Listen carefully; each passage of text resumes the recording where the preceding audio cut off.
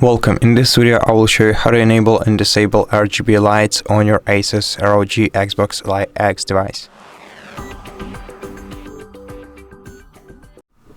First of all, open the ArmoryCrate application on your device by pressing the ArmoryCrate button, then select Open ArmoryCrate SE. Once the application opens, enter the Settings tab in the top left corner of the screen, then select Lightning option, and if you see this notification, go to Settings and disable Dynamic Lighting, then return to ArmoryCrate.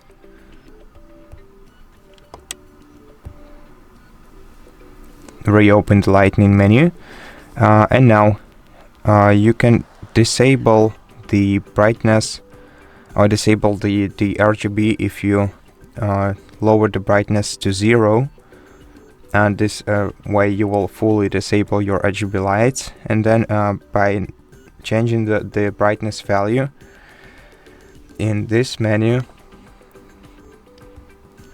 you'll be able to adjust the brightness level or fully disable your RGB. Of course, you can also adjust your RGB lights, adjust the speed of changing colors, adjust the mode of your colors, and to reset default settings, tap reset right here, then confirm.